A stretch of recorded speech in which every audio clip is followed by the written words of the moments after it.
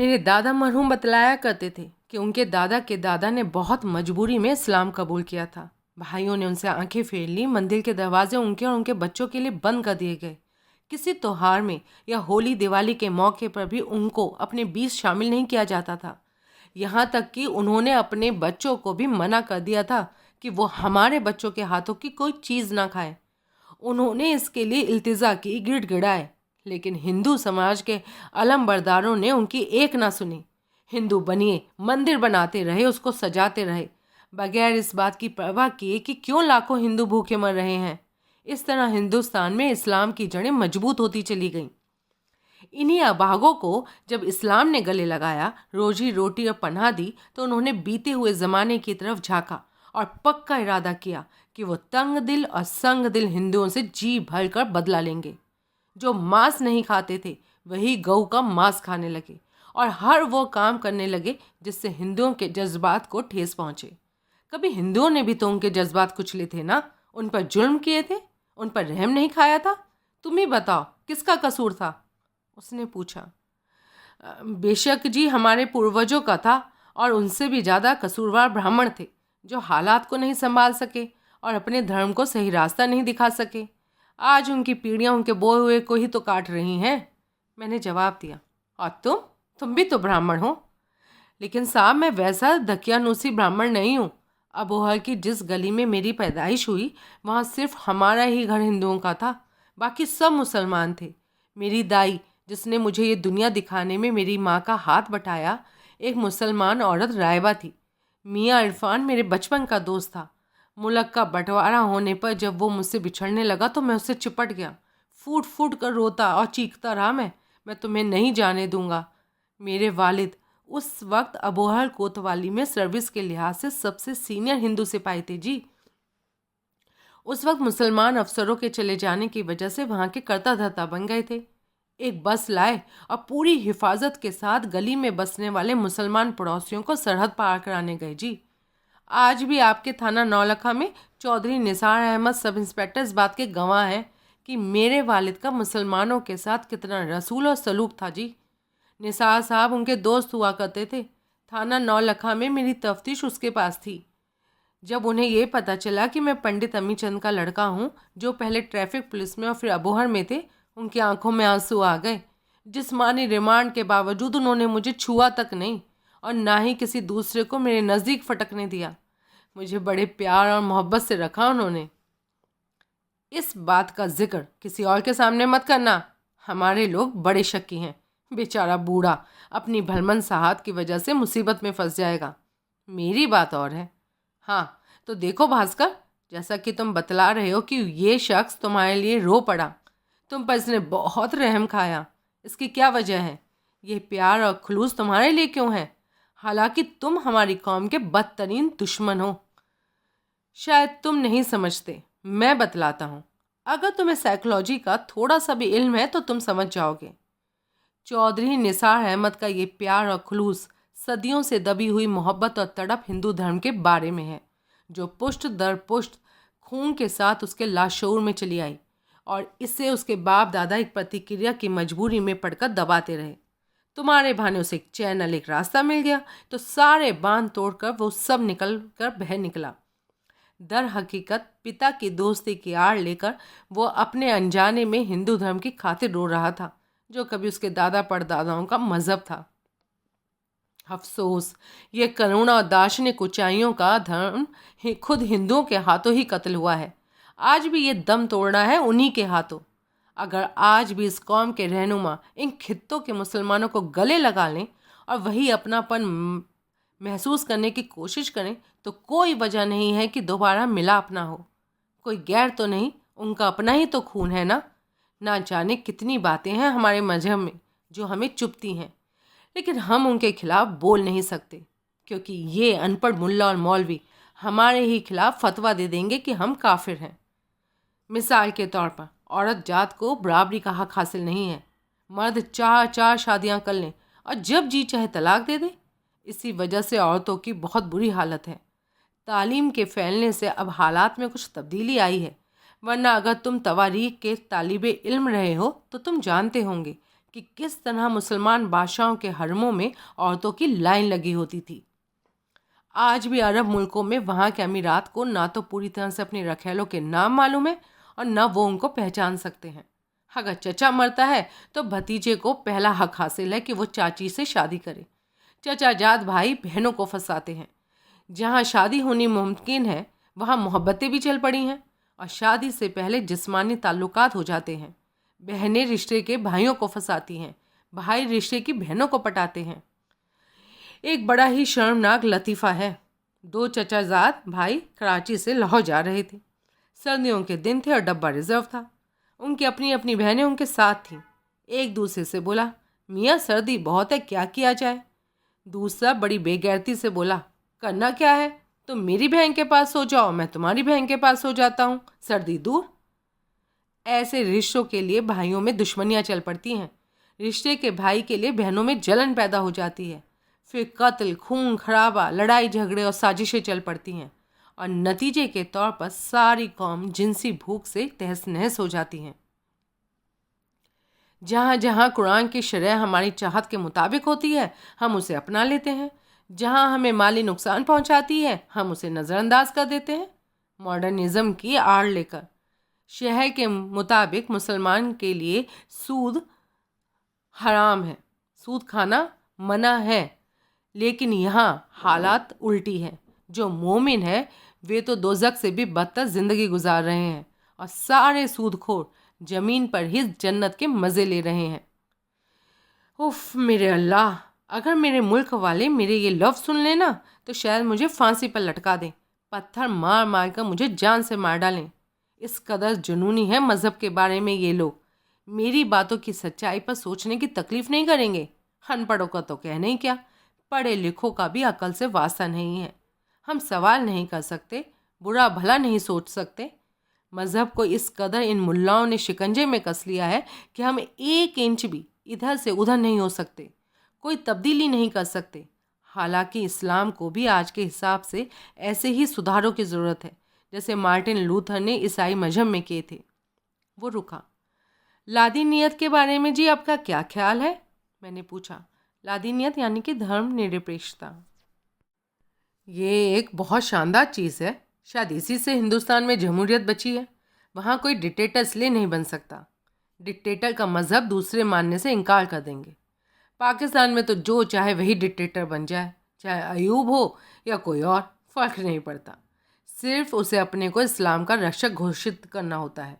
अगर यहाँ भी हिंदू और सिखों की इतनी गिनती होती कि वे ताकत के तवाज़न को बनाए रख सकते तो यकीनन आज हमें भी जमहूरियत की फ़िज़ा में सांस ले रहे होते।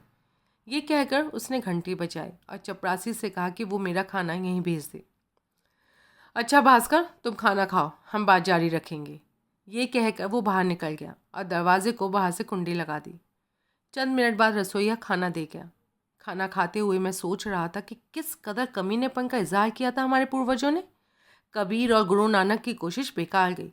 गांधी ने अपनी जान दे दी, लेकिन हम अभी भी बड़ी बेगैरती से और बेवकूफ़ी के साथ उन्हीं रास्तों पर बढ़ रहे हैं जो दुश्मनी पैदा करते हैं, फूट को जन्म देते हैं।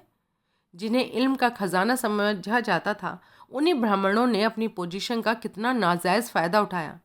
राजाओं ने भी आवाम को फूट और नफ़रत के रास्ते पर प्रेरित किया, जात पात के नाम पर उन्हें जुदा किया। अगर ब्राह्मण का काम जात पात के नाम पर लोगों में फूट डालना है तो मुझे शर्म है कि मैं उनके बीच पैदा हुआ। हमारे पूर्वजों के दिमाग ज़रूर अकल से खाली रहे होंगे कि उन्होंने ब्राह्मणों के हाथ की कठपुतली बनकर सती प्रथा, छूत छात और जाति पाति पर अमल किया और उनके इशारों पर नाचते रहे। जब खुद भगवान कृष्ण ने ऐसी बात नहीं कही, जब भगवान राम खुद भीलनी के झूठे बेल खा सकते थे, तो ब्राह्मण कौन है ऐसा करने वाले।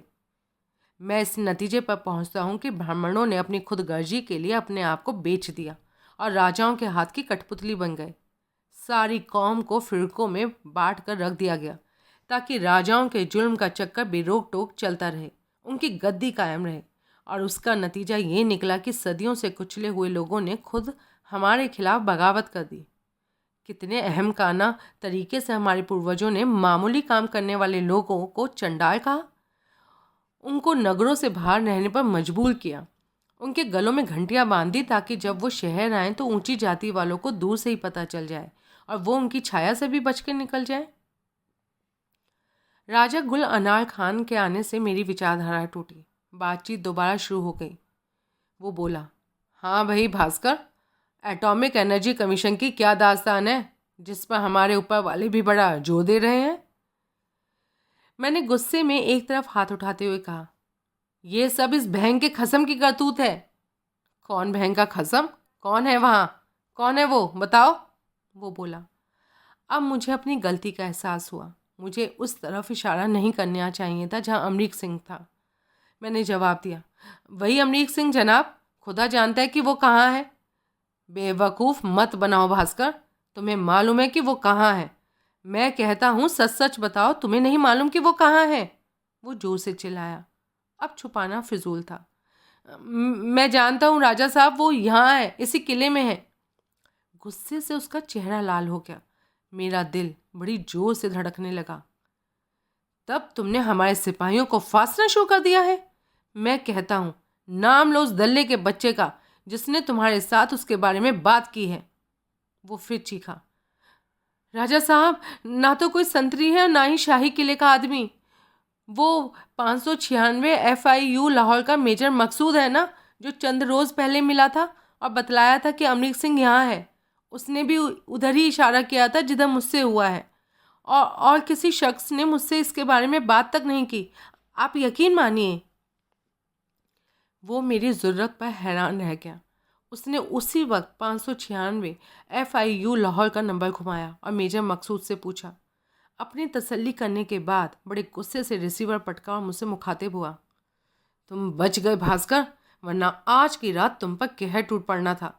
अगर हमारे किसी संतरी ने तुम्हें बात बताई होती तो मुझे उस साले की पेटी उतरवा कर तुम दोनों को उल्टा लटका देना था। और क्या कहता था वो हरामजादा? उसने पूछा। कुछ खास नहीं। मैं उससे उसकी ख्वाहिश बतलाना चाहता था लेकिन झिझक रहा था। वो इस बात को भाप गया, बोला, देखो छुपाओ नहीं, तुम उसके साथ 1 घंटा रहे हो। मैंने उसको सब बतला दिया। एक बार फिर उसके चेहरे का रंग बदलने लगा और मेजर के लिए उसके मुंह से गंदी गालियों की बौछार फूट पड़ी। अब मैं देखूंगा कि हरामजादा इस किले में कैसे घुसता है और 596 FIU में कैसे रहता है। ऐसी जलील साजिश।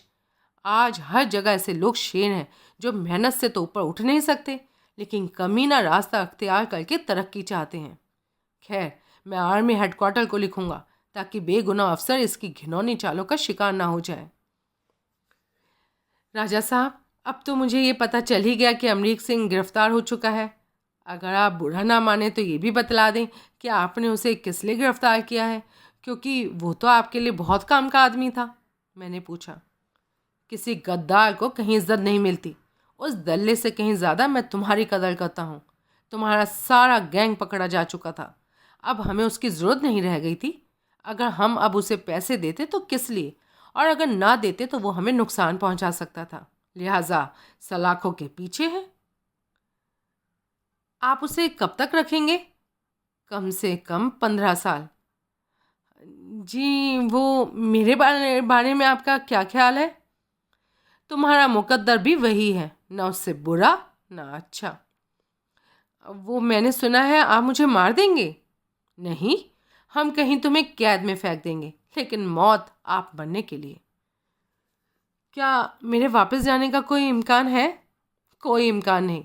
तुम्हारे लोग जो 15 साल पहले पकड़े गए थे आज भी जेलों में सड़ रहे हैं। अगर कभी भूल से शीशा देख ले तो अपने आप को अजनबी पाएं। ये लो कागज़ और पेंसिल, अपना बयान लिख देना और दिमाग पर निराशा का बोझा मत डालना। हल्ला के रंग न्यारे हैं। खुदा जाने कब किस्मत की लहर आए और तुम्हें अपने घर ले जाए। लेकिन खुदा के लिए अपना बयान लिखते समय कुछ छुपाना मत और ना ही मुझे सख्ती करने पर मजबूर करना।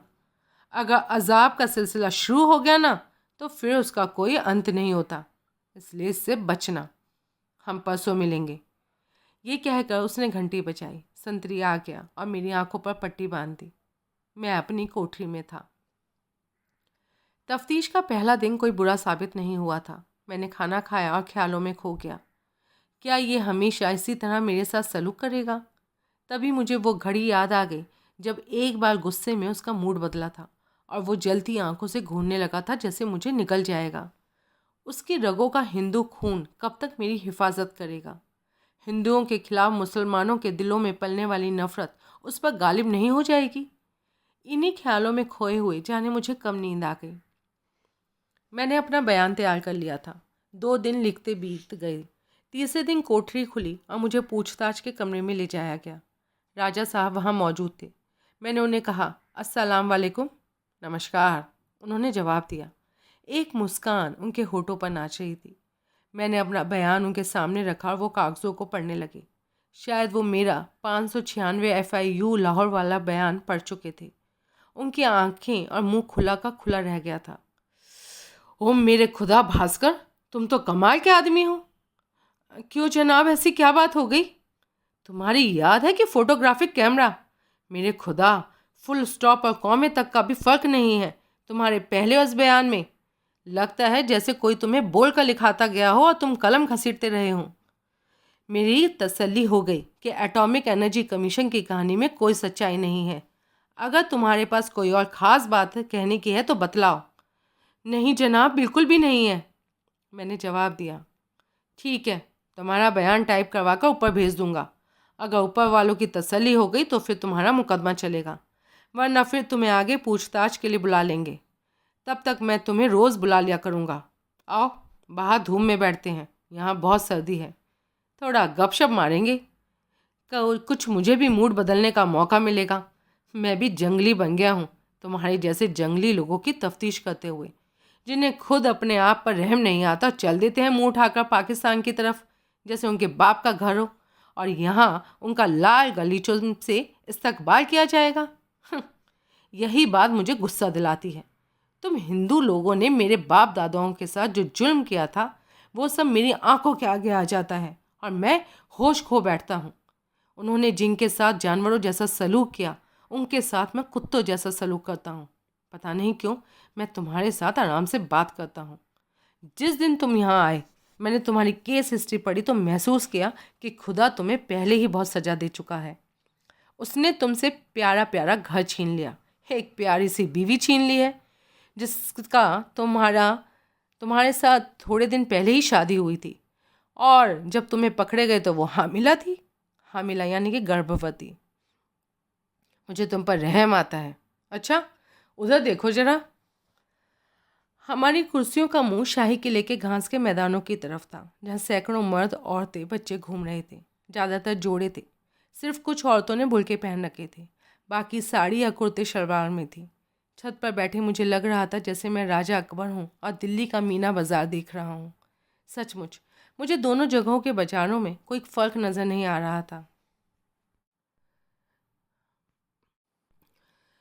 मौज करो भास्कर, जब तक मेरे साथ हो। उसके बाद खुदा जाने तुम पर क्या बीतेगी। मेरे खुदा, मैंने कोट लखपत जेल में भारतीय नज़रबंदों की हालत देखी है। दिल कांप उठता है उनका ख्याल आते ही। गंदा खाना, गंदे कपड़े। बहुत बार इंसान पागल हो जाते हैं, एक दूसरे पर पत्थर मारने लगते हैं, और बहुत सारे तो काबू से बाहर हो जाते हैं। उन्हें अलहदा रखना पड़ता है। कुछ मौत के लिए दुआ मांगते हैं। तुम सिगरेट नहीं पीते, लेकिन जो पीते हैं वो दरवाजे के करीब आकर खड़े हो जाते हैं और पाकिस्तानियों से अधजले सिगरेट मांगते हैं। जी, मैंने उनके बारे में सुना है लेकिन देखा नहीं। वहाँ तो मुझे फांसी की कोठरियों में रखा गया था, जहाँ से आपके आदमी मुझे इसी किले में लाए। वहाँ रहने वाले हिंदुस्तानी तो बिल्कुल ठीक ठाक थे जी।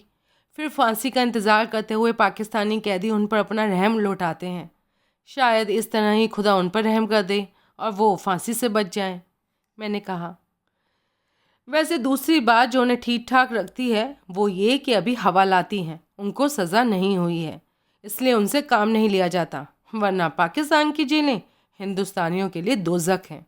तुम खुद अपने आप देख लोगे। राजा साहब, कौन जानता है मेरी किस्मत में क्या है। जिस मालिक ने अभी तक बचाया है, हो सकता है वही हालात बदल दें और मैं अपने घर पहुंच जाऊं। खुदा करे ऐसा ही हो, लेकिन इतनी उम्मीद मत रखो। अगर ऐसा ना हुआ तो तुम ये झटका बर्दाश्त नहीं कर सकोगे, उन दूसरे लोगों की तरह जो अपना दिमागी तवाज़ुन खो बैठे हैं।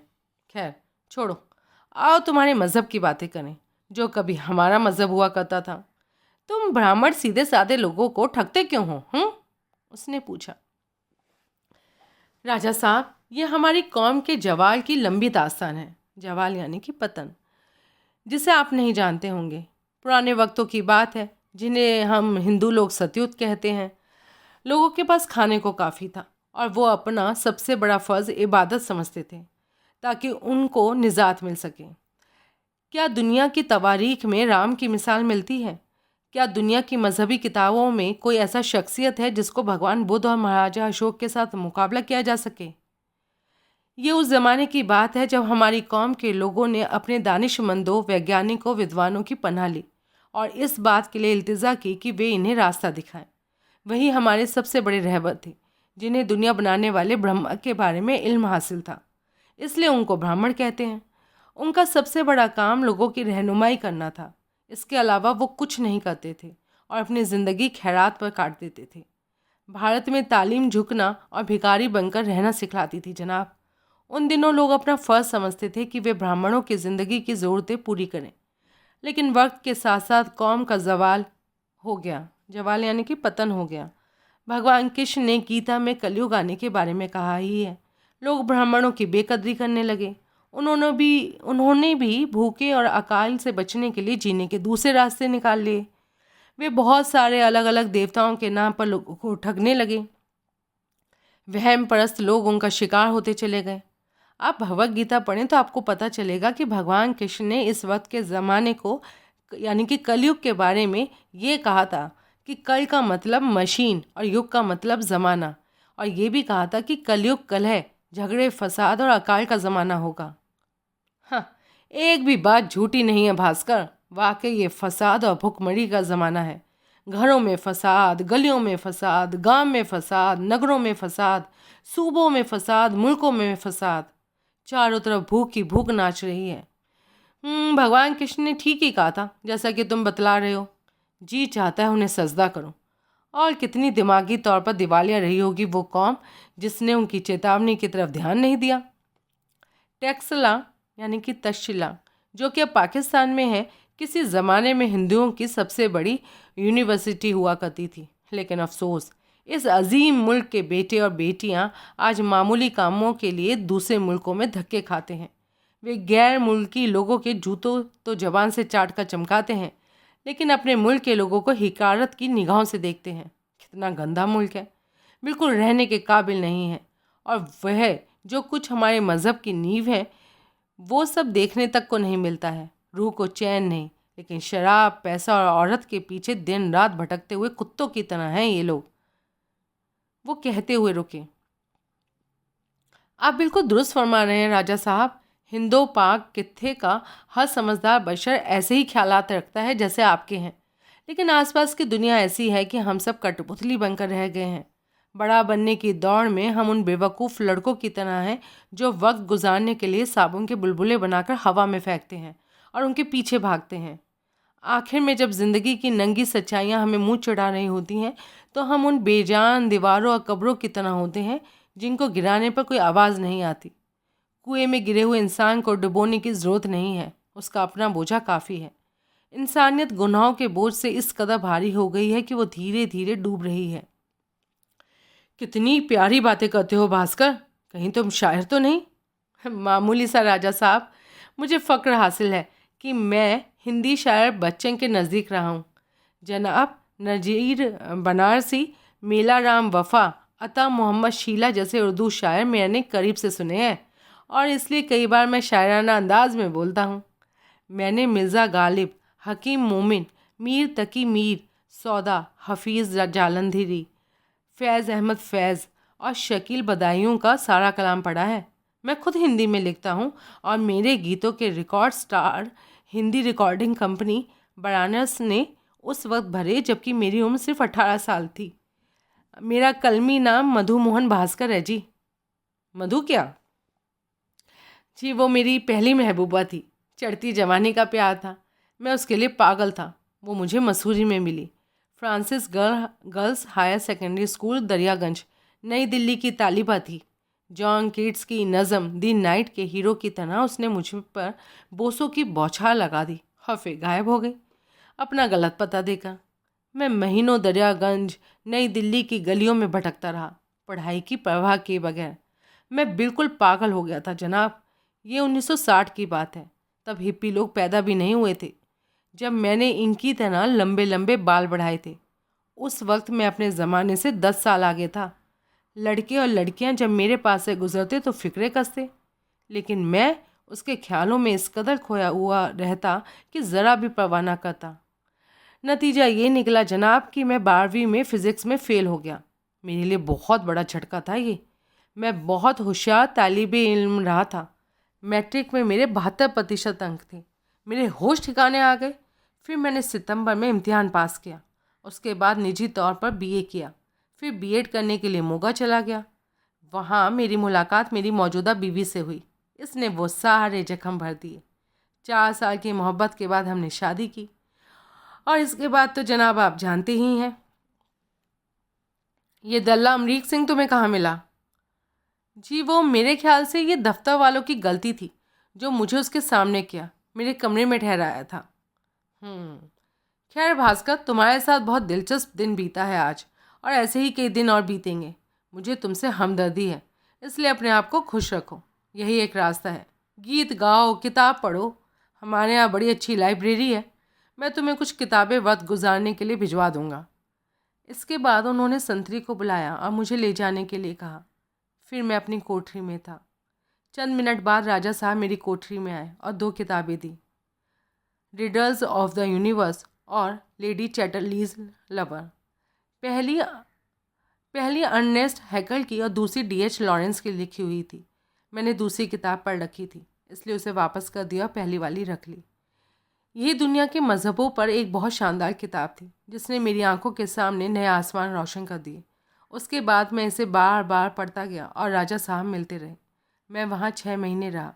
किसी ने मुझे हाथ तक नहीं लगाया। थप्पड़ मारना तो बहुत दूर की बात है। 1 मार्च 1969 को राजा साहब सुबह सुबह मेरे पास आए। बोले, भास्कर मुबारक हो, तुम एक बेटे के बाप बन गए हो। आपको किसने बताया जनाब? खुद मेरा आदमी जो फिरोजपुर गया था खबर लाया था। क्या तुम्हें मुझ पर यकीन नहीं है? आप पर यकीन ना करने का तो सवाल ही नहीं उठता जनाब, लेकिन आपके गरीब दुश्मन के पास मुंह मीठा करवाने के लिए कुछ भी नहीं है। मैं खुद ले आया हूँ, ये खाओ, मेरे भतीजे के नाम पर। मेरी आंखों से आंसू ढलक पड़े। उन्होंने मेरी पीठ थपथपाते हुए कहा, बहादुर बनो, रो मत। हो सकता है तुम्हारे लिए वो खुशकिस्मत साबित हो और तुम वापस चले जाओ। वो मुझे तसल्ली देते हुए रोने से मना कर रहे थे, लेकिन अपनी आंखों में आए हुए आंसू को छुपा नहीं सके थे। वो फ़ौरन ही वहाँ से चल दिए। मैं अपनी हालत बयान नहीं कर सकता। दिन गुजरते गए, एक के बाद एक। कभी मैं माँ बाप के बारे में सोचता, कभी बीवी और बच्चे के बारे में। कैसा लगता होगा, क्या कहेंगे जब वो अपने बाप के बारे में पूछेगा। हो सकता है तब तक बोलने लगे जब मैं घर पहुँच जाऊँ, और अगर ऐसा ना हुआ तो मेरा दिल डूबने लगता। 13 मार्च को राजा साहब ने मुझे बताया कि मुझे शाही किला लाहौर से FIC रावलपिंडी भेजा जाएगा। ऊपर के ऑफिसर मुझसे पूछताछ करेंगे, और वो दिन आ गया। उस दिन शाम को एक असिस्टेंट सब इंस्पेक्टर 2 सिपाहियों के साथ मुझे लेने आ गया। राजा साहब ने हाथ मिलाकर अलविदा कहा। मेरी आंखों से आंसू बह रहे थे। लग रहा था जैसे मैं अपना दिल यहाँ छोड़ कर जा रहा हूँ, जैसे मेरा कोई बहुत प्यारा यहाँ बसता है जिसने मुझे उस बूचड़ खाने में भी मेहमान की तरह रखा, और वो था राजा गुल अनार खान। सिर्फ एक हाथ में हथकड़ी लगाई गई, आंखों पर पट्टी भी नहीं बांधी गई। मैं किले से गारद के साथ बाहर निकला। 7 महीने बाद मैं लाहौर के बाज़ारों को देख रहा था, जो मार्शल लॉ के हुकूमत की वजह से सूने सूने दिखाई दे रहे थे। FIC रावलपिंडी।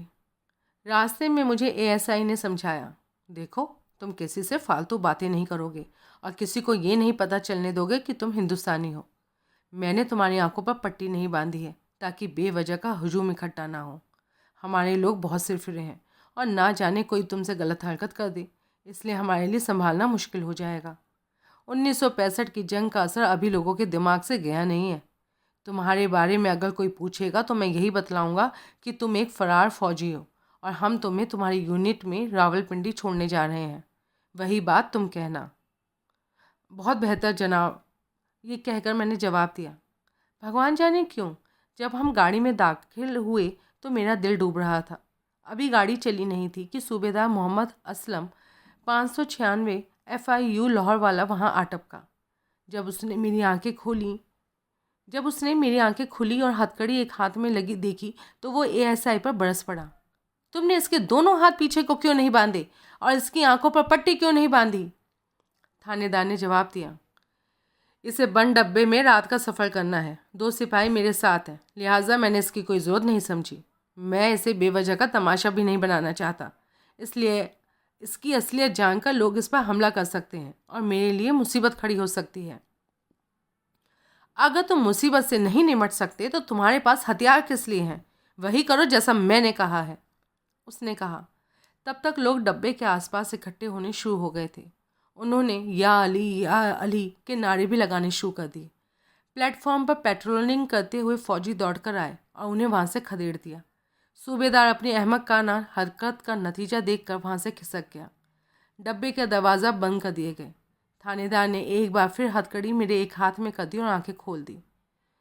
बिना शक फौजी लोग दिमाग से खाली होते हैं, बेवजह मुसीबत खड़ी करते हैं। साला बेवकूफ़ यहाँ से भाग गया और बदकिस्मती हमारी ये कि मार्शल लॉ की वजह से इन उल्लू के पट्टों का कहाँ मानना पड़ता है। अगले स्टेशन पर गाड़ी रुकी तो बहुत सारे हाथ दरवाज़ा पीट रहे थे। पाकिस्तानी डब्बे के बाहर जमा हो गए थे।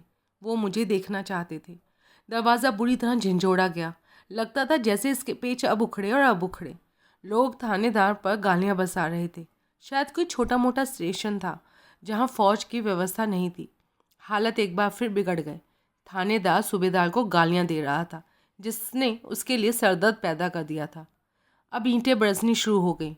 दरवाजे और खिड़कियों पर धमाके हो रहे थे। इस वक्त दरवाज़ा खोलना अक्लमंदी की बात नहीं थी क्योंकि हुजूम काबू से बाहर हो चुका था। अचानक मशीन गन की गोलियों की आवाज़ सुनाई दी। लोग चीखते हुए अपनी जान लेकर भाग गए। बाहर खामोशी छा गई थी। थानेदार ने दरवाज़ा खोला और खिड़कियों के शटर हटा दिए। मध्यम रोशनी में एक फ़ौजी प्लाटून दिखाई दी। प्लाटून कमांडर हमारे पास आया, बोला, मुझे स्टेशन मास्टर ने टेलीफोन किया था, बेफिक्र रहो, अब कोई तुम्हारे पास नहीं फटकेगा। हमने इन्हें सबक दे दिया है। 4 जख्मी हैं, उन्हें अस्पताल भेज दिया है। लेकिन लोगों को ये कैसे पता चला कि तुम्हारे पास एक हिंदुस्तानी है? तुम्हें चौकस रहना चाहिए था। ASI ने गुस्सा दिखाते हुए सूबेदार की गलती के बारे में बताया। तब प्लाटून कमांडर मेरे नज़दीक आया और मेरे मुंह पर मुक्का मारता हुआ बोला, तुम साले काफिर लोग हमारे लिए हमेशा मुसीबत रहे हो। ये देखकर थानेदार को गुस्सा आ गया। नहीं मिस्टर, आप ऐसा नहीं कर सकते। बराए मेहरबानी परे हट जाएं। इसकी हिफाजत मेरी जिम्मेदारी है। आप इसे हाथ नहीं लगा सकते। प्लाटून कमांडर बुड़बुड़ाता हुआ चला गया। थानेदार अभी भी गुस्से से उबल रहा था। वो अपने सिपाहियों से बोला, हर स्टेशन पर तुम दोनों नीचे उतर जाना और जो कोई भी नज़दीक आकर गलत हरकत करने की कोशिश करे बेझिझक गोली मार देना, तब मैं समझ लूँगा। फिर वो मुझसे बोला, उस बेवकूफ़ ने तुम्हारे साथ जो सलूक किया है मुझे उसका अफसोस है, लेकिन बेफिक्र रहो, ऐसा नहीं होगा। मैं हथेली से अपना बाएं गाल दबाए हुए था। ऊपर की दाढ़ में बड़े जोर से दर्द शुरू हो गया था और दर्द के मारे सर फटा जा रहा था। गाड़ी चल पड़ी। थानेदार मुझसे बोला, क्या बात है, आंखों में आंसू क्यों हैं? दाढ़ में बहुत दर्द है जनाब। अगला स्टेशन आने दो, तुम्हारे लिए चाय मंगवा देंगे। बहुत बहुत शुक्रिया जनाब। लेकिन दर्द इतना था कि मेरी चीखें निकलने लगी। दाढ़ का दर्द कम वक्त बहुत बुरा होता है और इसे वही अच्छी तरह जानता है जिसे कभी ये दर्द हुआ हो। दोनों कनपट्टियाँ और सर दर्द से फटे जा रहे थे। एक सिपाही के पास सिगरेट थी। मैंने उसे सिगरेट जलाकर देने को कहा। सिगरेट का जलता हुआ सिरा मैंने दाढ़ से छुआया। कुछ आराम मिला। फिर सारे रास्ते यही क्रम जारी रहा। इस वक्त मुझे अपने पड़ोसी नत्थू धोबी की याद आ रही थी, जो बचपन में दाढ़ दर्द होने पर गर्म सुई लगाकर मुझे आराम दिया करता था। अब यह इलाज मेरे काम आ रहा था। अगले स्टेशन पर सिपाही जाकर चाय ले आया, लेकिन दर्द नहीं गया। अभी रात के 12 बजे थे और गाड़ी 2 बजे पिंडी पहुंचने वाली थी। मगर वहां पहुंचकर भी दर्द का क्या इलाज होगा? अगर मैं शाही किले में होता तो राजा साहब फ़ौरन डॉक्टर बुलवा देते। इसमें कोई शक नहीं कि थानेदार का सलूक इंसानियत और रहम वाला था, लेकिन वो भी मजबूर था। मुसीबत की घड़ियां लंबी होती हैं। घड़ी की सुइयां कछुए की तरह धीरे धीरे सरक रही थी। 2 घंटे इस तरह बीते जैसे 2 साल गुजर गए हैं। गाड़ी पिंडी पहुंच गई। उनके लिए मुश्किल था कि इस अंधेरी रात में भी छावनी जाकर FIC की तलाश करते। लिहाजा उन्होंने मुझे थाने में बंद करके अगली सुबह वहां पहुंचाने का निश्चय किया।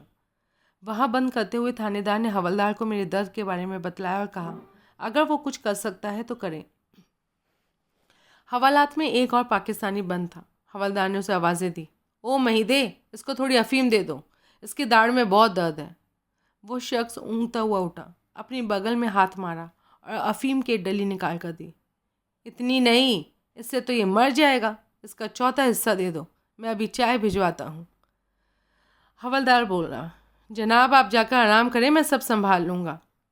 मैंने ज़िंदगी में पहली बार अफीम खाई, जिसे मैं बेहद नफ़रत की निगाह से देखता था। अब महसूस किया कि बहुत सारी बुरी चीज़ कभी कभी हमारे भले के लिए भी काम आती हैं। लग रहा था जैसे किसी ने जादू की छड़ी फेर दी हो। अफीम खाते ही मैं नींद की गोद में जा पहुंचा। अगले रोज़ सुबह तांगे में सवार हम रावलपिंडी छावनी की तरफ चल दिए। जब तांगा मिलिट्री अस्पताल के नज़दीक पहुंचा तो मैंने थानेदार से कहा कि वो मेरे दोनों हाथों में हथकड़ी लगा दे और आंखों पर पट्टी बांध दे। हमारी मंजिल करीब ही थी। मुझे मालूम था फौजी अस्पताल नज़दीक ही था। इतवार या छुट्टी का दिन था शायद। वहाँ सिर्फ हवलदार अब्दुल रहमान खटक मौजूद था। दफ्तर बंद था। उसने गारद के सिपाही से सूबेदार शेर खान को बुलाने के लिए कहा। लंबा तगड़ा जुनूनी किस्म का इंसान। आते ही उसने थानेदार का शुक्रिया अदा किया कि वो मुझे ठीक तरह से आंखों पर पट्टी बांध कर लाया और कि मैं हिंदुस्तान का खतरनाक किस्म का जासूस हूँ। उसने उसे कैदी हासिल करने की रसीद दी। जब मेरी आंखों की पट्टी खुली तो मैंने अपने आप को बंद कोठरी में पाया। आगे चलकर यहीं मुझे 1.25 साल से अधिक समय बिताना पड़ा। जाने से पहले थानेदार ने उन्हें मेरी दाढ़ के दर्द के बारे में बतला दिया था। सूबेदार ने गारद कमांडर को एक आदमी साथ भेजने का हुक्म दिया। चंद मिनट बाद उसने फेरोपायरिन की शीशी भेजी और ये बड़ी असरदार साबित हुई। लगाते ही दर्द गायब हो गया। FIC का ये केंद्र एक बड़ी बिल्डिंग में स्थित था जिसके चारों ओर कांटेदार तार लगे हैं। उन दिनों एक और 8 की गारद हुआ करती थी, यानी एक गारद कमांडर और 8 सिपाही। हर वक्त 2 सिपाही पहरा देते। एक संगीन ताने मेरे सर पर खड़ा रहता, दूसरा चक्कर लगाता रहता। वो चक्कर लगाकर पहले की जगह आ जाता और संगीन तान कर खड़ा हो जाता, फिर पहला चल देता और ये क्रम 24 घंटे चलता रहता। अगले दिन नया हवलदार और नए सिपाही आ जाते। महीने के बाद उसकी जगह दूसरी यूनिट से गारद आती। ये इसलिए किया जाता ताकि कैदी किसी के साथ कोई पहचान पैदा न कर लें। FIC के स्टॉक में एक बद दिमाग पठान मेजर कमाल रजा जादून होता था। यातना देने में माहिर कैप्टन सईद भी था, जिसे चीन में ट्रेनिंग मिली थी। 2 JCO, एक सूबेदार शेर खान और दूसरा नायब सूबेदार अनवर। क्लर्कों में NCOs थे। हवलदार अब्दुल रहमान खटक पठान जिंदादिल इंसान था। शायद इन दरिंदों में वही एक रहमदिल था। बाकी सब भेड़िए, जिनकी जीभ हर वक्त खून पीने को लपलपाती रहती। मेरा खाना गारद के साथ होता और मुझे वही खाने को मिलता था जो कि वो खाते। ना जाने क्यों मेरी भूख मर गई थी। एक अनजाना खौफ मेरे दिलो दिमाग पर छा गया था। मैं बेचैन रहता जैसे अनजाने अनदेखे हाथ गला घोटने के लिए मेरी तरफ बढ़ रहे हों और मैं डचेस ऑफ मफल्फी की तरह कैद में घिरा हुआ हूँ, जिसके चारों ओर पागल बौराए गीदड़ों की तरह चीख रहे थे। हर रोज़ K2 सिगरेट की एक डिबिया मेरी कोठरी में फेंक दी जाती, जिसे मैं छूता तक नहीं था। ये देखकर सूबेदार शेर खान ने कहा, अगर तुम ये ब्रांड नहीं पीते तो जो सिगरेट तुम पीते हो बतला दो, वही दे देंगे। यही तुम्हारे राशन का कोटा है, इसमें झिझकने की ज़रूरत नहीं।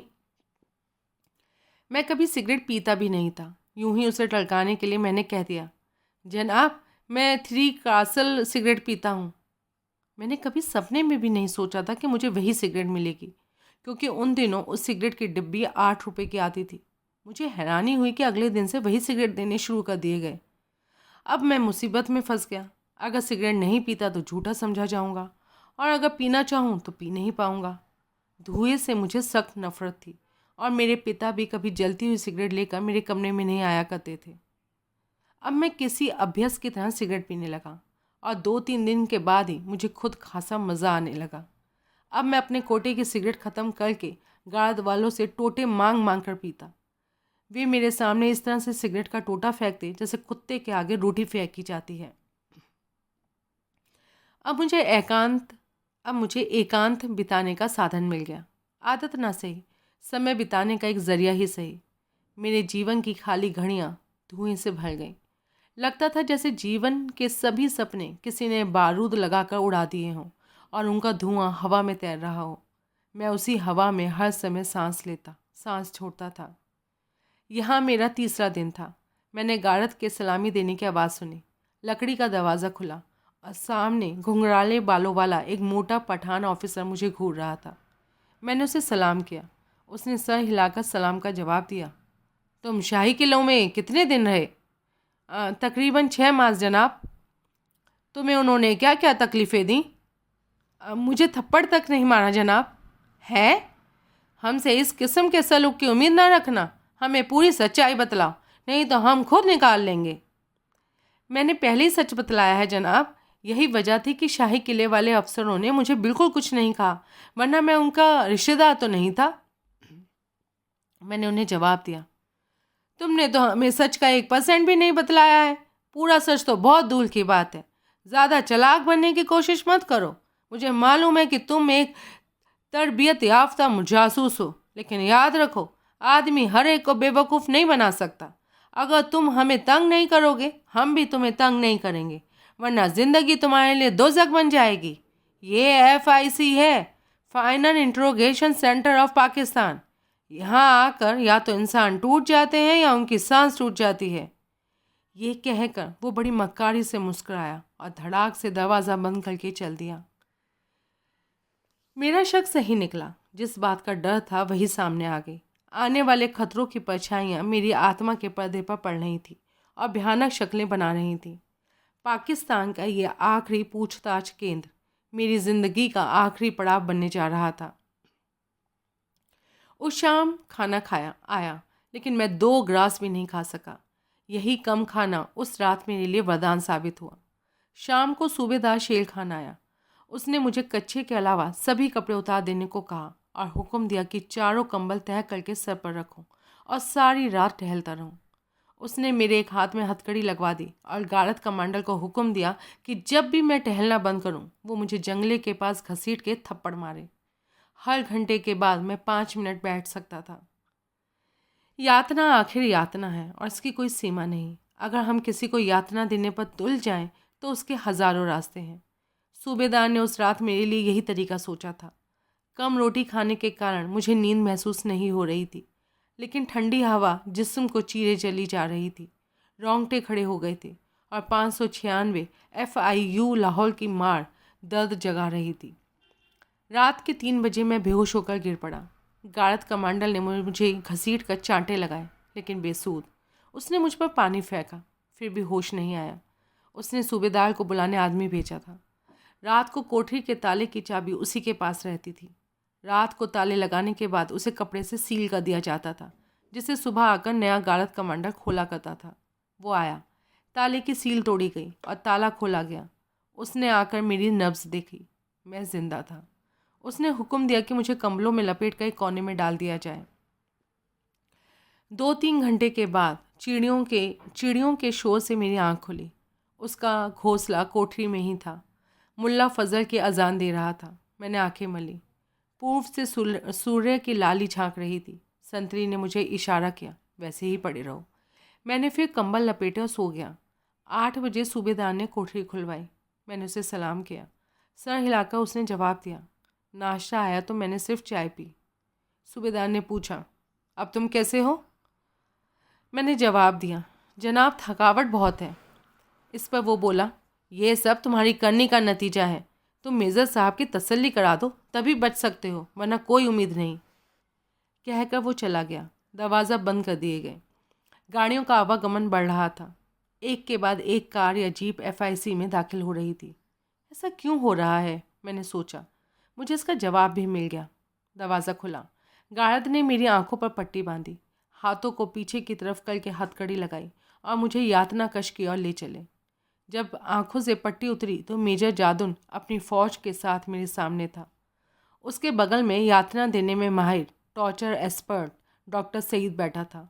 मेज़ पर बहुत सारी शीशियाँ तथा इंजेक्शन पड़े थे और यूं लगता था जैसे मदारी का खेल होने जा रहा हो।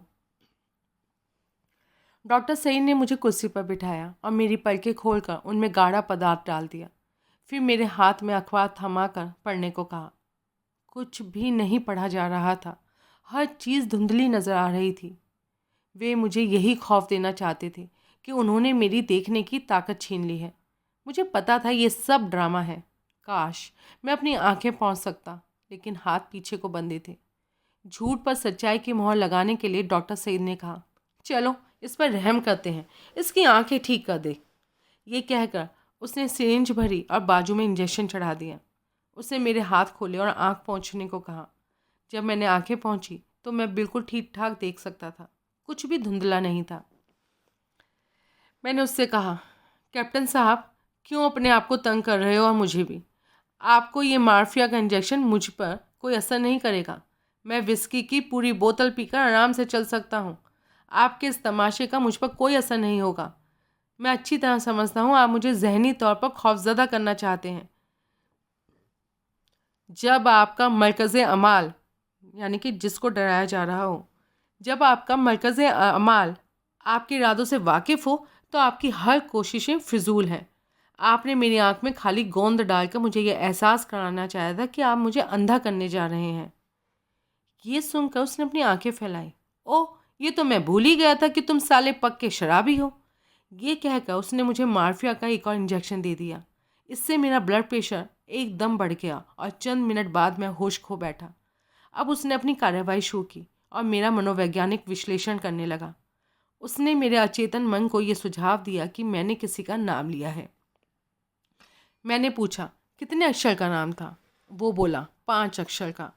इसके बाद मैंने एक के बाद एक अंग्रेज़ी में 5 अक्षर वाला हामिद, सलीम, रफ़ीक वगैरह नाम बोलने शुरू कर दिए। टेप रिकॉर्डर चालू था। मेरे हाथ छत से लटकती एक रस्सी के साथ बंधे थे। जो कुछ मैं बड़बड़ा रहा था वह रिकॉर्ड हो रहा था। मालूम नहीं कि मैंने क्या कहा, लेकिन कुछ भी ऐसा नहीं कहा जो मेरे लिए मुसीबत खड़ी करता, क्योंकि यहाँ तक पहुँचने से पहले मैं मनगढ़ंत कहानी को इतनी बार दोहरा चुका था कि वो मेरे अचेतन मन पर पूरी तरह छा गई थी। उनके सभी मनोवैज्ञानिक ढंग असफल हो रहे थे। 26 घंटे के बाद मुझे होश आया। मैं उसी कमरे में था। डॉक्टर सईद मेरे सामने मुस्कुरा रहा था। वो बोला, भास्कर, आगे तुमने हमें रास्ता दिखाई दिया। तुमने हमें एटॉमिक एनर्जी कमीशन इस्लामाबाद के 2 अफसरों के नाम बतलाए हैं जो कुछ देर बाद ही तुम्हारे साथ होंगे। इस झूठ का मज़ा ना लो मेरे दोस्त, इससे तुम्हें कुछ फ़ायदा नहीं पहुंचने वाला। तुम बेवजह अपने आदमियों को सताओगे। मैंने कहा, अब हमें भटकाने की कोशिश मत करो, मुझे मालूम है कि तुम्हें उनसे हमदर्दी है। उसने कहा। तभी हमने 4 दीवारी में एक कार को रुकते देखा। उसमें से सादा कपड़ों में दफ्तर के 2 आदमी उतरे। उनके साथ सूट बूट में 2 और अजनबी थे। उनकी शक्ल और सूरत से ही उनकी अकल झांकती थी।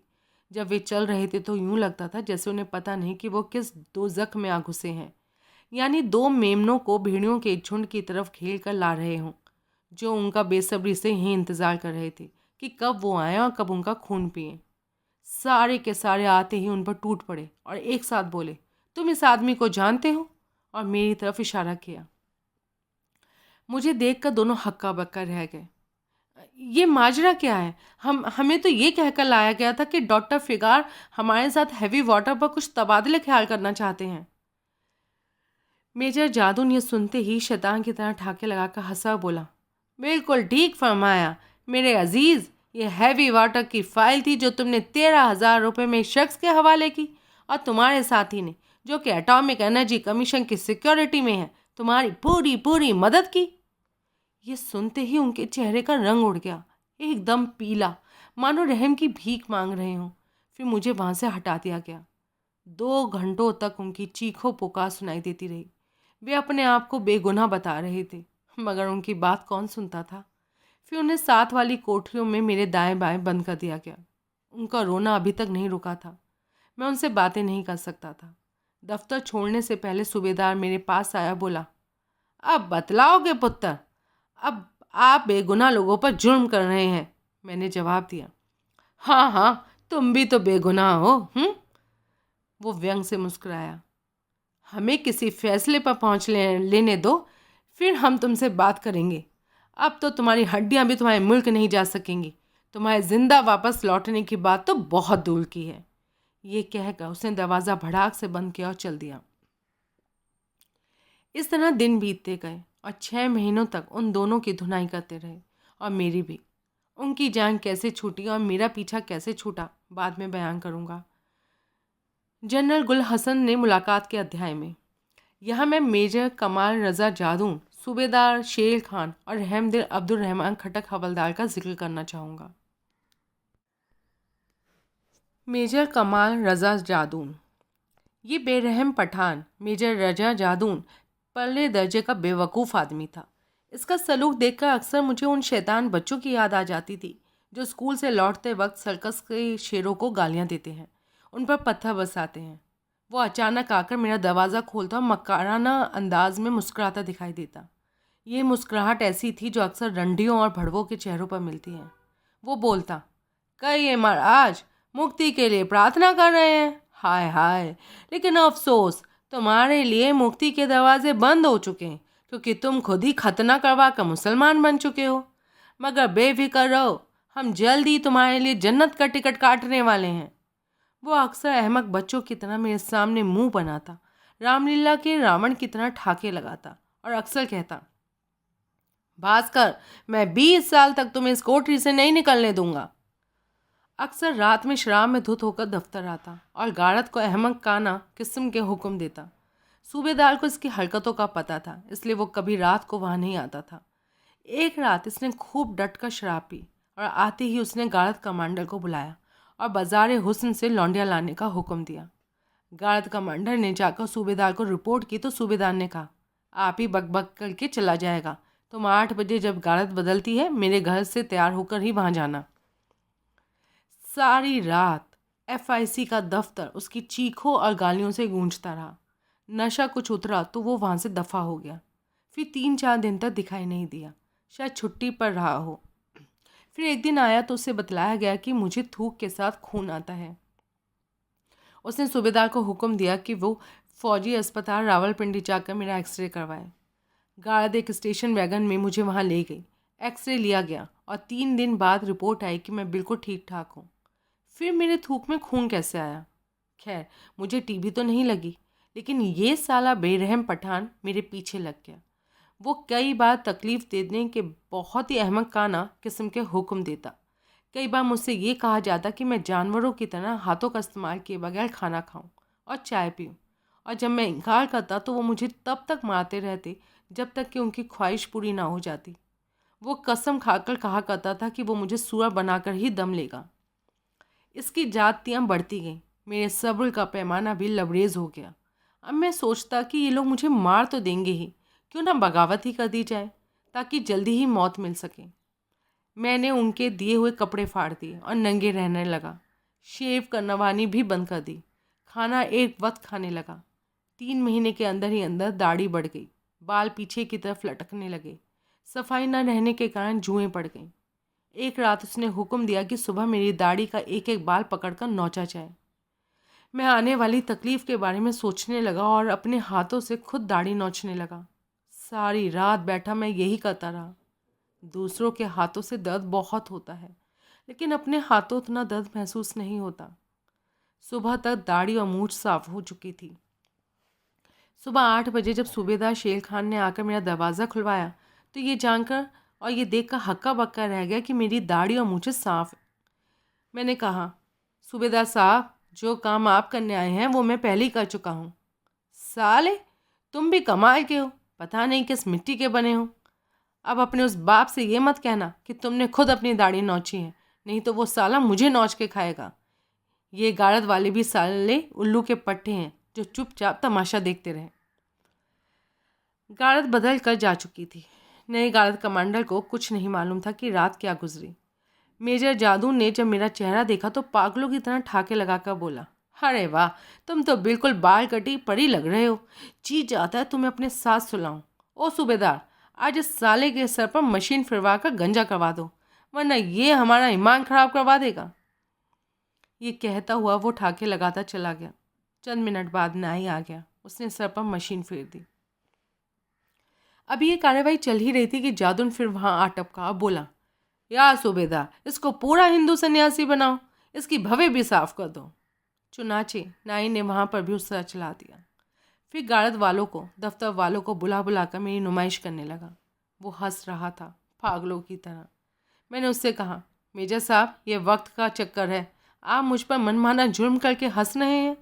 पता नहीं वक्त आपको भी मेरे जैसे हालात से दो चार ना कर दे। आपको कुछ तो खुदा का खौफ करना चाहिए। जुर्म अभी शुरू होगा। तुम हमें पूरी कहानी बतलाओ कि तुम्हें एटॉमिक एनर्जी कमीशन के इन 2 आदमियों से किसने मिलवाया था और तुम्हारी पहली मुलाकात कब और कहाँ हुई? उसने पूछा। ये सरासर झूठ है मेजर साहब। आपके मजबूर करने पर मैंने 20-25 नाम गिनवाए थे, जिनमें से ये 2 बेचारे किस्मत के मारे काबू में आ गए, वरना आज से पहले मैंने इनकी शक्ल तक नहीं देखी। आप बेवजह एक गलत कहानी को सच्चा साबित करना चाहते हैं। अगर आप मेरी हड्डियां भी छील डालेंगे तो भी इस कहानी में कुछ नहीं निकलेगा। अगर हड्डियां छीलने की नौबत आई तो वो ज़रूर छीली जाएंगी, लेकिन मैं समझता हूँ कि तुम उससे बहुत पहले ही हथियार डाल दोगे। ये वो सेंटर है जहाँ पत्थर बोलने लगते हैं। तुम तो फिर भी एक मामूली इंसान हो। आपकी मर्जी है मेजर साहब, आप जो भी रास्ता चाहें अपना लें। मेरे पास आपको बतलाने के लिए कुछ नहीं है। ठीक है सूबेदार, आज से भास्कर का राशन थोड़ा बढ़ा दिया जाए। इसको एक चुटकी मिर्च पिसी हुई सुबह और शाम पीछे से खिलाई जाए और अगले हुक्म तक ये खुराक जारी रहे। ये कहकर वो चला गया और उसके बाद ये सिलसिला हर रोज़ का अमल बन गया। फिर बर्फ़ पर लिटाने का सिलसिला शुरू हुआ। उसके बाद एक दिन हाथ ऊपर और पाँव नीचे जकड़ दिए गए। पैर पर दहकता हुआ कोयला रख दिया गया और मेरी चीखों पुकार पर वो जी भरकर ठाके लगाता रहा। उसने इस कदर जुल्म किए कि बयान से बाहर है। मैं मर जाना चाहता था, लेकिन मरने की कोई राह नज़र नहीं आती थी। एक रात मैंने एक गार्ड कमांडर से, जो तंबाकू का बीड़ा खाता था, कहा, मेरी दाढ़ में दर्द है, मुझे थोड़ा तंबाकू दे दो। उसने तंबाकू की डिबिया मुझे देकर कहा, जितनी चाहिए ले लो। मैं पूरी की पूरी डिब्बिया गले में उड़ेर तक कर पानी के साथ गटक गया। फौरन ही चक्कर खाकर गिर पड़ा। सारी रात उल्टियाँ करता रहा। गार्ड कमांडर के हाथ पांव फूल गए। वो कांप रहा था। फौरन सिपाही भेजा गया सूबेदार की तरफ। सूबेदार भागता हुआ आया। सील तोड़कर ताला तोड़ा गया। डॉक्टर ने पीने के लिए एक मिक्सचर दिया। तंबाकू का असर धीरे धीरे कम होता गया। सूबेदार ने धक्के मारते हुए मुझे गाड़ी में धकेला। साले, तू अपने साथ राज लेकर मरना चाहता है? फिक्र मत कर, हम तुझे मौत देंगे, लेकिन हकीकत जानने के बाद। उसने आते ही मुझे उल्टा लटकवा दिया और तब तक नहीं उतारा जब तक कि मेरी आंखों में खून नहीं उतर आया। जनरल गुल हसन से मुलाकात। 16 जून 1970 को कोठरी का दरवाज़ा खुला। गार्ड कमांडर ने मुझे कपड़े पहनने को कहा। मैं उन दिनों बिना कपड़ों के रहा करता था और उनसे कहा रखा था कि मैं पाकिस्तान का बना हुआ कपड़ा नहीं पहनूंगा। मैंने गार्ड कमांडर को कह दिया कि मैं कपड़े नहीं पहनूंगा, तुम्हें जहाँ भी ले जाना है इसी तरह ले चलो। बेवकूफ़, मुझे तुम्हें जनरल साहब के सामने पेश करना है, क्यों अपने साथ मेरी भी कमबख्ती लाते हो? चुपचाप कपड़े पहन लो, वरना मुझे सख्ती करनी पड़ेगी। कंबलों की तह के नीचे से मैंने उसे वह पाकिस्तानी कुर्ता पजामा निकाल कर दिखलाया, जिसे मैं अपने हाथों फाड़ कर तार तार कर चुका था। उसने जाकर सूबेदार को रिपोर्ट की। सूबेदार ने उसी वक्त सन 1965 में कैद हुए भारतीय कैप्टन रामपाल की वर्दी मुझे पहनने के लिए भेजी, जिसे मैंने खुशी खुशी पहन लिया। कमीज़ के कॉलर के अंदर की तरफ रामपाल का नाम और नेशनल डिफेंस एकेडमी देहरादून की स्लिप लगी थी। कपड़े पहनने के बाद उन्होंने मुझे हथकड़ी लगाई और एक बार फिर इंट्रोगेशन चैम्बर की तरफ ले चले। पता नहीं आज दिल क्यों नहीं धड़क रहा था। मैं बड़े हौसले से अंदर गया। जनरल के सामने जब मेरे हाथ से हथकड़ी और आंखों की पट्टी उतारी गई तो मैंने अटेंशन होकर उसे फौजी सल्यूट मारा, जिसका उसने बड़े प्यार से जवाब दिया और सामने कुर्सी पर बैठने को कहा। वो बोला, वेल मिस्टर भास्कर, जिन्होंने 65 में एक दूसरे पर गोलियां चलाई वे भी वापस चले गए हैं और इंशाअल्लाह तुम भी चले जाओगे। फिर किस लिए अपनी जान के दुश्मन बनकर अपने और हमारे लिए मुसीबतें पैदा कर रहे हो? क्यों नहीं सच सच बात बयान कर देते? जितनी जल्दी सच उगल दोगे उतनी जल्दी तुम्हारा छुटकारा हो जाएगा। मान लो तुम्हें 10 साल सज़ा होती है और तुम 7 साल इसी तरह इंट्रोगेशन में गुजार देते हो, तो ये 7 साल किसी गिनती में नहीं आएंगे। इसलिए क्यों नहीं सब कुछ सच बतलाकर यहाँ से अपनी जान छुड़ाते, ताकि तुम पर मुकदमा चले और जो क्यों नहीं तुम सब कुछ सच सच बतलाकर यहाँ से अपनी जान छुड़ाते, ताकि तुम पर मुकदमा चले और जो सज़ा तुम्हें मिलती है मिले, जिसे काटकर तुम घर लौटने लायक बन सको। आप दुरुस्त फरमा रहे हैं जनाब। आज गालिबन 2.25 साल से ऊपर हो रहे हैं मुझे जुल्म सहते सहते। मैं शाही किला लाहौर में भी रहा, वहाँ किसी ने हाथ तक नहीं लगाया। वहाँ मुझे गिरफ्तार करवाने वाला अमरीक सिंह भी था और मेरा गाइड समुंदर सिंह भी। वहाँ से लोगों ने हम लोगों के बयान नोट किए और सच्चाई को तौलने के बाद कार्रवाई की। आप ही बतलाएं, मेरा जैसा कमज़ोर जिस्म इंसान उन जुल्मों सितम के आगे कुछ छुपाने की हिम्मत कर सकता है? आज 1.25 साल हो गया है जनाब यहाँ, और यहाँ के मेजर जादुन साहब वही एटॉमिक एनर्जी कमीशन की रट लगाए हैं, जिसका न कोई सर है ना पैर। मैंने जवाब दिया। फिर तुमने एटॉमिक एनर्जी कमीशन के 2 अफसरों का नाम क्यों लिया था? उसने पूछा। मैंने उसे बतलाया कि किस प्रकार ये लोग मुझे तंग कर रहे थे। फिर मैंने सोचा कि अगर झूठ बोलकर ही मेरी जान छूट सकती है तो इनको झूठ का मजा लेने दो। झूठ बोलने के बाद ही मैंने बार बार कहा भी कि मैंने सताने पर झूठ बोला है और उन 2 अफसरों का मेरे साथ कोई ताल्लुक नहीं है, लेकिन किसी ने मेरी बात नहीं सुनी।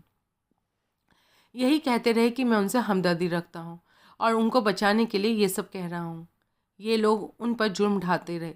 मैं अपने कमरे में बैठा उनकी चीखें सुनता रहा। जब मैं इनको ये सब करने से रोकता तो ये उल्टा मुझे ही मारने लगते। लिहाजा मैंने भी कहा, मुझे क्या है, मारो, तुम्हारे लोग हैं, कौन सा मेरे ये रिश्तेदार लगते हैं। जनाब, ये 6 महीने से उन पर जुर्म ढा रहे थे। खुदा जाने अब वो कहाँ हैं, लेकिन इतना ज़रूर कहूँगा, ये निहायत बेअक्ली से उन बेगुनाहों को सताते रहे। मेजर जादून मुझे खा जाने वाली आंखों से घूर रहा था कि जनरल उससे मुखातिब हुआ। तुम इस शख्स को कब से इंट्रोगेट कर रहे हो? गालिबन 1.25 साल से ऊपर हो चुका है जनाब, उसने जवाब दिया।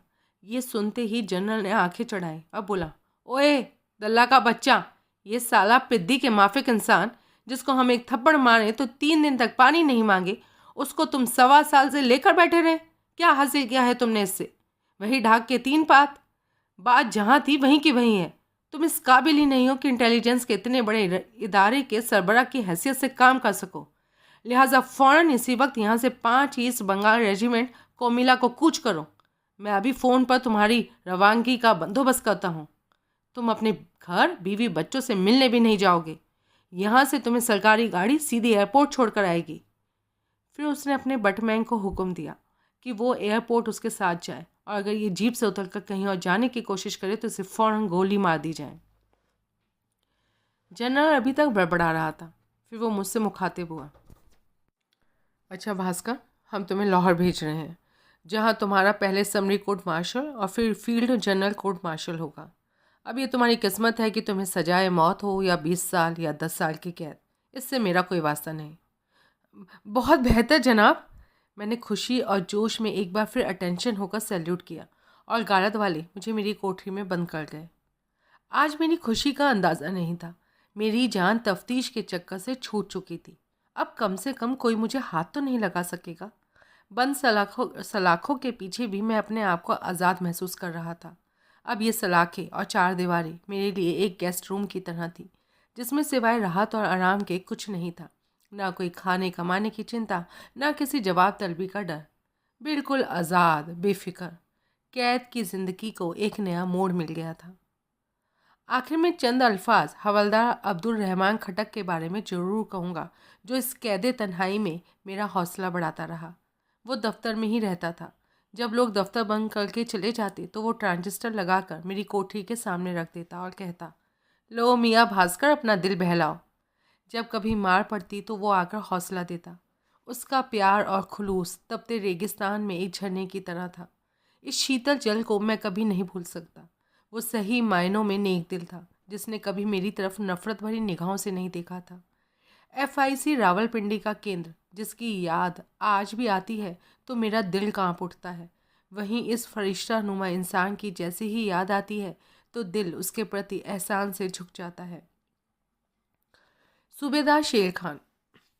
मियाँवाली का लंबा चौड़ा पठान शेर खान अंग्रेज़ों की तरह गोरा, नीली आँखों वाला, फिल्मों के हीरो ग्रेगरी पैक की याद दिलाती थी। शुरू में तो इसका सलूक इंसानियत से भरपूर था, लेकिन रफ्ता रफ्ता मेजर जादून के इशारों पर बदलता चला गया। जिस दिन मैंने खुदकुशी की कोशिश की, उसके बाद तो ये मेरा जानी दुश्मन बन गया। अब तो जब तब आते जाते कोठरी खुलवाकर मुझे डंडों व जंजीरों से पीटने लगता। मुझ पर भी जुनून सवार हो गया था। मैं भी उसे देखते ही दूर से उसको माँ बहन की गालियाँ देने लगता। मुझे मालूम तो था ही ये तो मुझे मारेगा ही। मैं उसको गुस्से से इस कदर पागल कर देना चाहता था कि वो मुझे मार डाले। जिस दिन मार नहीं पड़ती थी, दिन नहीं गुजरता था। मैं सैडिस्ट बन गया था। उसने गादा वालों को हुक्म दे दिया था कि जब भी उसे आता देखे मेरा दरवाज़ा बंद कर दे। बाहर का लकड़ी का दरवाज़ा तो हर ऑफिसर या किसी बाहर वाले आदमी के आने पर बंद कर दिया जाता था, मगर मुझे सूबेदार के पैरों की आवाज़ से ही पता चल जाता था कि वो आ रहा है। मैं अंदर से ही उसे गालियाँ देने लगता। वो भी मुझे मार मार कर तंग आ रहा था। समझ गया था कि मैं उसके हाथों मरना चाहता हूँ। अब उसने पक्के बरामदे में चलना छोड़ दिया था और कच्चे रास्ते से होकर दफ्तर जाने लगा था। मैं कई बार गार्ड कमांडर से पूछता कि सूबेदार शेर खान नहीं आता क्या। 10 दिन तक मुझे मार नहीं पड़ी। मेरी हड्डियां खुजार रही थी। मैंने गार्ड कमांडर से कहा, वो दल्ले का बच्चा सूबेदार शेर खान आए तो उसे कहना कि तुम्हारा बहनों ही तुम्हें याद कर रहा है। साला नाई का बच्चा इतने दिन से मालिश करने नहीं आया। गार्ड कमांडर को सुनकर बहुत गुस्सा आया, लेकिन कायदे के मुताबिक बिना हुक्म के मुझे हाथ नहीं लगा सकता था। जब दफ्तर लगा तो उसने मेरे अल्फाज ज्यों के त्यों शेर खान तक पहुंचा दिए। गुस्से में उफनता हुआ दंदनाता आया और कोठरी खुलवाते ही मुझे डंडों और मुक्कों पर रख दिया। साले ने 10 दिन की कसर पूरी कर दी। ऊपर और नीचे की दाढ़ें तक हिला दी। होठ फट गए, जिस्म खून से नहा उठा। तभी उसका बटमैन भागता हुआ आया, बोला, जनाब आपका अजीज छत से गिर गया है। ये सुनते ही उसके हाथ वहीं रुक गए और मुझसे मुखातिब हुआ, साले क्यों मुझसे अपनी जान पर जुल्म करवाते हो? तुम तो साले पागल हो ही मुझे भी पागल कर दिया है। तुम्हारे पीछे मैं भी अपने होश खो बैठा। शायद इसी बात की खुदा ने मुझे सजा दी है। मेरा लड़का छत से गिर पड़ा है। उसने गार्ड कमांडर को हुक्म दिया कि वो नायब सूबेदार अनवर साहब को ले जाकर मेरी मरहम पट्टी करवा लाए। उसके बाद उसका सलूक मेरे प्रति बदलता गया। अब वो बड़ी खामोशी से मेरे पास से गुजर जाता। मैंने भी अपना सलूक बदल लिया था। अब मैं भी उसे कुछ नहीं कहता था।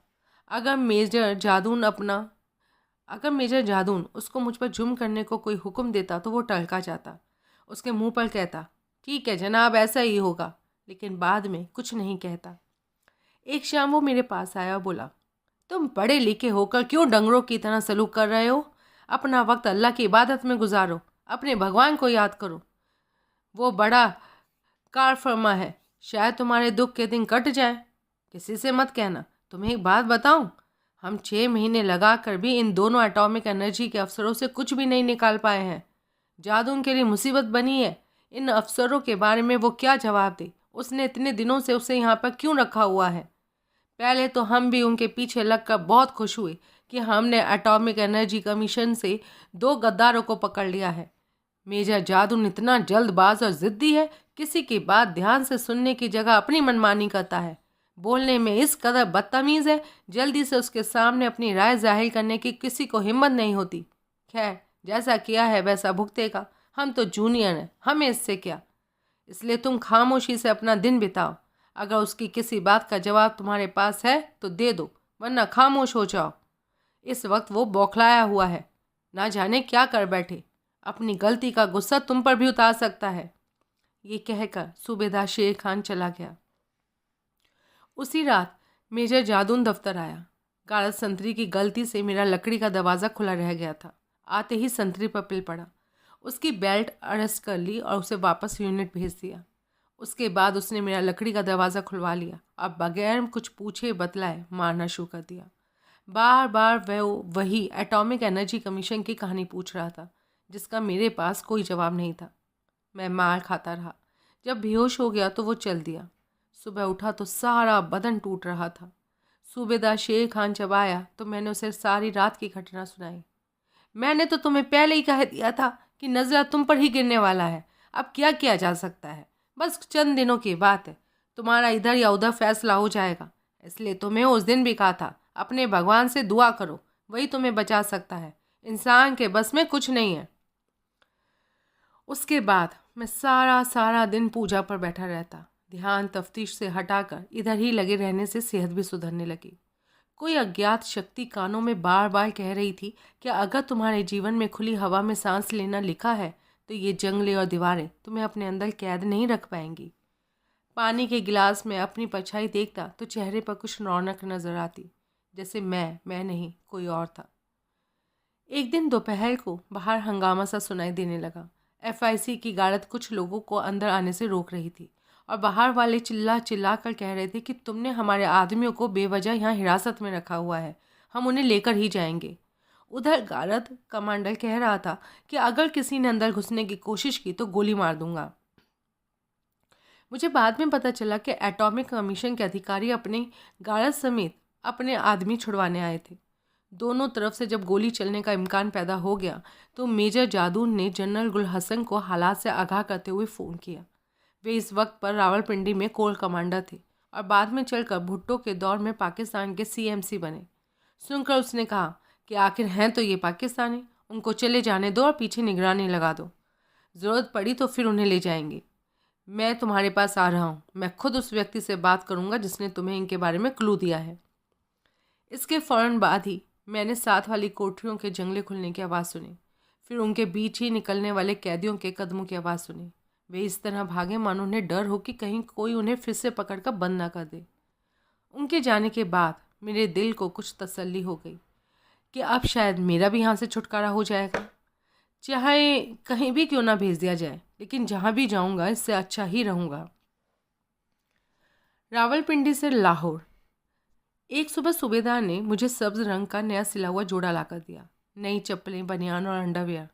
भास्कर, तुम यहाँ से लाहौर जाओगे, वहाँ तुम पर मुकदमा चलेगा। 7 बजे मेरी आंखों पर पट्टी बांधी गई और दफ्तर के स्टेशन वैगन मुझे रावलपिंडी स्टेशन पर छोड़ने के लिए आ पहुँची। आज तो गाड़त मुझे लेने आई। वो 14 पंजाब रेजिमेंट लाहौर की थी। गाड़त कमांडर ने मेरी आंखों पर पट्टी बांधी, हाथ को पीछे कर उनमें हथकड़ी लगाई और गाड़ी में बैठा दिया। एक और 4 की गाड़त थी, यानी एक हवलदार, 4 सिपाही। सूबेदार शेर खान ने विदा होते हुए कहा, अच्छा भास्कर, खुदा हाफिज। उसके बाद सूबेदार शेर खान बांग्लादेश में 1971 की जंग में गिरफ्तार हुआ। कोमिला छावनी पर जहां मेजर कमाल रजा जादून पोस्ट होकर गया था, मुक्त वाहिनी का सबसे पहला हमला हुआ। कोमिला छावनी में फौजी अफसरों के बच्चे तक मार डाले गए।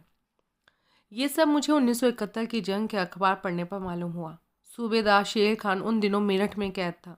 उसने संदेश दिया था, मैं हिंदुस्तान से सूबेदार शेर खान बोल रहा हूँ जी, मैं मियाँ वाली पुन्नू खैर का रहने वाला हूँ जी।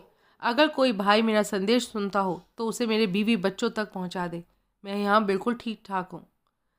रावलपिंडी से चलते हुए मैंने कभी एक ख्वाब में भी नहीं सोचा था कि कुदरत मुझ पर जुर्म करने वालों से इस तरह बदला लेगी। खैर, पिंडी एक्सप्रेस लाहौर की तरफ चल पड़ी। गार्ड कमांडर ने मेरी आंखें खोल दी और हथकड़ी एक हाथ में कर दी। उस गार्ड में सभी सिपाही खूबसूरत नौजवान लड़के से थे। ये सारे रास्ते बड़ी मोहब्बत से पेश आए। अपने साथ कई बार उन्होंने चाय पिलाई और जो कुछ भी खाया वही मुझे दिया। मैं डब्बे में लोगों की निगाहों का केंद्र था। लोग उनसे सवाल पूछते थे, तुम इस नौजवान को हथकड़ी लगाकर क्यों ले जा रहे हो? तो वो यही जवाब देते, हमारी यूनिट का सिपाही है, फरार हो गया था, अब इसे वापस यूनिट लेकर जा रहे हैं। उन्होंने किसी को ये नहीं पता चलने दिया कि मैं हिंदुस्तानी हूँ। शाम 5 बजे हम लाहौर पहुँच गए। हमें रिसीव करने के लिए यूनिट की 3 टनल गाड़ी आई हुई थी, जिसमें बिठाकर मुझे यूनिट के क्वार्टर गार्ड में ले गए। मैं चंद महीनों से सिर्फ एक टाइम खाना खा रहा था।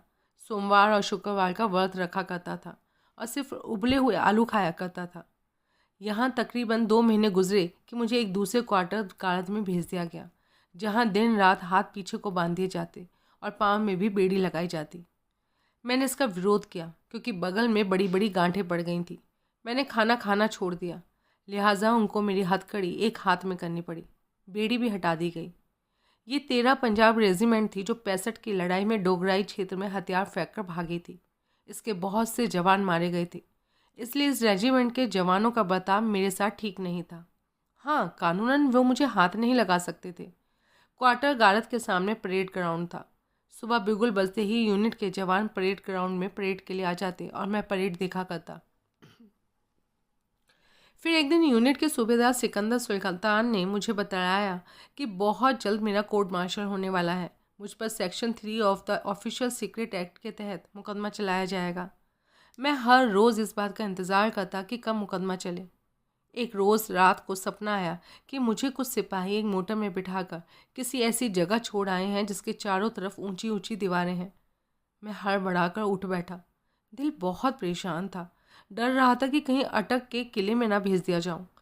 इस किले में जो हिंदुस्तानी जाता है वो फिर कभी बाहर नहीं आता। उसकी किस्मत में वहाँ का खाना और मरने पर मिट्टी का तेल छिड़क कर जला दिया जाना लिखा होता है। ऐसे कैदियों पर 32वीं डिफेंस ऑफ पाकिस्तान रूल्स लगाया जाता है, लेकिन मुझ पर तो 29 डिफेंस ऑफ पाकिस्तान रूल्स लगा था। फिर भी इन लोगों का कुछ पता नहीं कब दफ़ा बदल कर मुझे वहाँ भेज दें। 10-11 बजे के करीब कोठरी का दरवाज़ा खुला और एक हवलदार तथा 4 सिपाही मेरे सामने खड़े थे। मैंने सोचा कि आज शायद अदालत लगेगी और मुझे उसमें पेश किया जाएगा, लेकिन उन्होंने मेरी आंखों पर पट्टियां बांधी, हथकड़ी लगाई और गाड़ी पर बिठाकर ले चले। गाड़ी लाहौर की रौनक भरी सड़कों के बीच गुजर रही थी। अचानक एक जगह गाड़ी रुकी। आंखों से पट्टी उतारी तो मेरा दिल खुशी से झूम उठा। मैं शाही किला लाहौर में था। ऊंची दीवारों वाला सपना सच हो गया और मेरे सामने इंस्पेक्टर दुरानी साहब बैठे थे, जो अब डीएसपी बन चुके थे। बड़ी मोहब्बत से पेश आए, हाथों से हथकड़ी उतरवा दी और कुर्सी पर बैठने के लिए कहा। बड़े प्यार से उसी तरह हालचाल पूछने लगे जैसे हम किसी बाहर से आए संबंधी का पूछते हैं। एक बार फिर शाही किला लाहौर में। अभी बातें हो ही रही थी कि राजा गुल अनार खान वहां आ पहुंचे। दौड़कर मुझसे बगल गिर हुए और बोले, शुक्र है खुदा का भास्कर, तुमने हमारी इज्जत रख ली, वरना हम तो यहाँ काँप रहे थे कि अगर पिंडी वाली तुमसे कुछ नई बात निकलवा लेंगे तो हमारे लिए जवाब देना मुश्किल हो जाएगा। लेकिन तुमने उनसे ये क्यों कहा कि हमने शाही किले में तुम्हें हाथ तक नहीं लगाया? हमने तो उनको लिखा था कि हम सभी तरीके इस्तेमाल करके भी तुम्हें कुछ नहीं निकलवा सके हैं। मैं बोला, राजा साहब, सुख और दुख तो मुकद्दर की बात है। मैं किस लिए उनसे झूठ बोलता? आपने जिस प्यार से मुझे यहाँ रखा वो मैं कभी भुला नहीं सकता। और वहाँ अक्सर आपकी याद आया करती थी। आपने मुझे किन भेड़ियों के हवाले कर दिया? आप उनको अपने से बहुत बड़ा समझते हैं। दरअसल वे आपके कदमों में बैठने के लायक भी नहीं हैं। उन्होंने तंग करने का हर तरीका इस्तेमाल किया। बात वही है जहाँ थी। बेवजह एक बात के पीछे पड़े रहे जिसका ना कोई सर था ना पैर था। आखिर तंग आकर उनको मुझे छोड़ना पड़ा। बात मेरी समझ में नहीं आती, अब मुझे किस लिए यहाँ भेजा है? वो बोले, तुम्हारे साथ जो कुछ हुआ है हमें वो सब मालूम है। हमें उसका सख्त अफसोस भी है, लेकिन क्या करें, इन फौजी लोगों के आगे हम मजबूर हैं। तुम्हारा यहाँ आने का मकसद भी तुम्हें बतला दिया जाएगा। उसके बारे में तुमसे दुरानी साहब बात करेंगे। सोच समझ कर जवाब देना और कोई ऐसा वादा मत करना जो तुम निभा ना सको। अब तुम दुरानी साहब से बात करो, मैं चलता हूँ। उनके जाने के बाद दुरानी साहब बोले, देखो भास्कर, हमें अफसोस है कि तुम्हें इस कदर मुश्किलों का सामना करना पड़ा। हम तो चाहते हैं कि तुम्हें आज़ाद कर दें और तुम हिंदुस्तान जाकर हमारे लिए काम करो। क्या बचपने की बातें करते हैं चौधरी साहब? 3 साल लगातार मुझे सताकर आज अचानक आपको मुझसे काम लेने का ख्याल आया? आपके लिए यह सोचना भी हिमाकत है कि मैं आपके लिए हिंदुस्तान जाकर काम करूँगा। अब अगर मैं आपका एतबार करूँ तो मुझसे बड़ा बेवकूफ़ कोई नहीं। अगर आप मेरा एतबार करें तो यही बात आपके लिए भी सच है। देखो, बेवकूफ़ी की बातें मत करो। हम तुम्हें एक मौका दे रहे हैं अपनी ज़िंदगी बनाने का। हिंदुस्तान वालों ने तो तुम्हारी ज़िंदगी ख़राब कर दी। अब अगर तुम लौट भी जाओ, जिसकी अभी 10-15 साल तक कोई उम्मीद नहीं, तो वे भी तुम्हें शक की नज़रों से देखेंगे। दूसरे वो तुम्हें कौड़ी के मोल नहीं पूछेंगे। वे अफसर जिन्होंने तुम्हें भेजा है तुम्हें पहचानने से इनकार कर देंगे। तुम तो यहाँ आराम से बैठे जेल की रोटियाँ तोड़ रहे हो, उधर तुम्हारी बेबस माँ लोगों के बर्तन मांझ कर गुजारा चलाती है और तुम्हारी बीवी नौकरानियों जैसी ज़िंदगी गुजार रही है। अपने बेटे की तरफ सोचो जिसका अभी मुंह तक तुमने नहीं देखा। हम जेल से तुम्हारे फरार होने का नाटक रचेंगे। तुम्हारी फरारी की खबर अखबारों रेडियो में देंगे। तुम्हें सिर्फ इतना करना है कि या तो किसी तरह खत लिखकर अपने माँ बाप को यहाँ बुला लो या अपनी बीवी या बहन को। वो जमानत के तौर पर हमारे पास रहेंगे। हम उन्हें मेहमानों की तरह रखेंगे। जब तुम 5 साल तक हमारे लिए काम कर चुके होंगे तो हम उन्हें वापस भेज देंगे। मैंने कहा, बहुत खूब दुरानी साहब, क्या ड्रामा रचा है। ये कौन जानता है कि ये फरारी का ड्रामा होगा या मौत का। आप मुझे फरार दिखाकर वहीं पर गोली भी तो मार सकते हैं। रही माँ बाप या बीवी या बहन को बुलाने की, तो उसके बारे में मेरा कहना है कि मेरी किस्मत में जो दुख सुख लिखा है वो मैं भोग ही रहा हूँ। मैं अपने किए की सजा उनको क्यों दूँ। मुझे आपका सुझाव बिल्कुल मंजूर नहीं। मेरा जवाब सुनकर वो झुंझला उठे, बोले, "हं, देखो, ज़्यादा अक्लमंद बनने की कोशिश मत करो। सन 1953 के कैद हुए जासूस अभी तक हमारी जेलों में सड़ रहे हैं। उनके माँ बाप को किसी ने पूछा तक नहीं। दाने दाने को मोहताज भिकमंगों की ज़िंदगी गुजार रहे हैं वो। अपनी जवानी पर तरस खाओ और मेरी बात मान लो। मैं तुम्हारे भले के लिए कह रहा हूँ। अपना भला तो जो होना था हो चुका चौधरी साहब, अब तो बुरा ही बुरा है और मैं उसके लिए पूरी तरह तैयार हूँ। आप नाराज़ ना हो, मिटे हुए को मिटने की कुछ परवाह नहीं होती, इसलिए आपका समझाया बेमानी है। मैंने जवाब दिया, ठीक है, तो जैसी तुम्हारी मर्जी। तुम जैसा पढ़ा लिखा आदमी भी अनपढ़ों की तरह सलूक करेगा, इसकी मुझे उम्मीद नहीं थी। जाओ, जाकर अपनी कोठरी में आराम करो। गारद मुझे मेरे कमरे में छोड़ गई। अब मुझे हाथी खाने में नहीं बल्कि गेट के करीब की कोठरियों में बंद किया गया। इन कोठरियों में वही कैदी रखे जाते थे जिनकी तफ्तीश मुकम्मल हो चुकी हो। मेरी कोठरी में था खो सिंह वल्द फैसला सिंह। शाम ढले खो सिंह को मेरे साथ बंद कर दिया गया। उसके सारे जिस्म पर सलाखों से जलाए जाने के निशान थे। रात ढले जब मैं पूजा करने बैठा तो वो गुस्से से बोला, ओए, बकवास बंद कर। दुनिया को नींद आई है, क्यों सोए हुए परमात्मा को तकलीफ देता है। अल्लाह की नगरी है ये, यहाँ तेरे परमात्मा की नहीं चलेगी। फिर वो बड़ी देर तक बड़बड़ाता रहा। कहाँ से मेरे साथ पंडित को बंद कर दिया। पहले साला मुसल्ला बनकर कट्टे खाता रहा, अब भगवान कृष्ण को याद कर रहा है। गऊओं का रखवाला यहाँ आकर क्या कर लेगा। चुपचाप सो जा, दूसरों को सोने दे। उसकी भयानक शक्ल और भयानक आवाज़ और बोलने के रंग ढंग से लगता था कि वो पागल हो गया है। मैं चुपचाप मन ही मन अपना पाठ करने लगा। खाना खाकर हटे तो वो संतरी से बोला, ओए, दल्ली कौम के नमूने, सिगरेट लगवा। मैं सोचने लगा कि सिपाही उसे फिर निकाल कर मारेंगे, लेकिन ऐसा नहीं हुआ। वे लोग उसे मार मार कर तंग आ चुके थे। सिगरेट पीने के बाद वो फिर मुझसे बोला, क्यों भाई, जिंदा हो कि मर गए साले, कोई बात करो, क्या मनहूसियत फैला रखी है। और मैं तो खुद बात करने के लिए तरस रहा था। मैंने उससे पूछा, तुम्हारा असली नाम क्या है। अबे ओ साले, बामन की औलाद, मेरा एक हाथ पड़ा ना तो तेरा भेजा निकल जाएगा। मेरा नाम खो सिंह है और बाप का नाम फैसला सिंह। इससे ज़्यादा तो ये साले नहीं पूछ सके। तू होता कौन है पूछने वाला। खबरदार, जब तक मेरे साथ बंद है जाती ज़िंदगी के बारे में बात मत करना। मैं सक पका कर रह गया। वो एकदम ठाका मारकर हंसा। डर गया साले, क्यों। देख, ना मैं तुझसे पूछूंगा कि तू यहाँ क्या करने आया था और ना तू मुझसे कुछ पूछना, इसी में भलाई है। सुन, बारह टानी खेलनी आती है। मैंने कहा, हाँ। बारह टानी शतरंज जैसा एक खेल है। मैंने कहा, हाँ। इस पर उसने घड़े का किनारा तोड़कर लकीरें खींचकर बारह टानी बनाई और खेल शुरू हो गया। वो साथ साथ बातें भी करता जाता था। ये खेल शतरंज की बहन है और तू जानता है, शतरंज बादशाह लोगों का खेल है जिन्हें कोई काम नहीं होता, ना नौकरी की चिंता ना रोटी की फिक्र। एक के बाद एक बाजी जमती चली जाती है। नौकर है, कोई खाना दे रहा है, कोई पानी भर रहा है, कोई हुक्का लगा रहा है। वही हाल हमारा है। यहाँ कोई काम नहीं। खान सामा खाना दे जाता है, बिश्ती पानी भर जाता है और संतरी साले गुलामों की तरह सिगरेट सुलगाते हैं। बेटा, इतने नौकर तो तुम्हें घर पर भी नहीं नसीब हुए होंगे। उसकी इस कल्पना पर मैं ठाका लगाकर हंस पड़ा और बड़ी देर तक हंसता रहा। दिल के बहलाने को गालिब ये ख्याल अच्छा है। वो खेलने में बहुत माहिर था और हर बार मेरी बाजी मात हो जाती थी। उसको हराने की हसरत दिल में ही रह जाती थी। या तो मैं हार जाता था या बाजी बराबर रह जाती थी। इस तरह कितने ही दिन बीत गए कि एक शाम राजा साहब ने बताया कि मुझे मजिस्ट्रेट के सामने पेश किया जाना है, जहां मेरा दफ़ा 164 के बयान होंगे। उसके बाद मुझे कोट लखपत जेल लाहौर भेज दिया जाएगा। 27 नवंबर 1970 की सुबह मुझे हथकड़ी लगाई गई और एक वैन में बिठाकर लाहौर कचहरी first class magistrate Syed Mirza Javed Dastagir के सामने पेश किया गया। मेरे साथ राजा गुल आनल खान भी था। ये दफ़ा 164 के बयान हकीकी नहीं थे, महज एक ड्रामा था।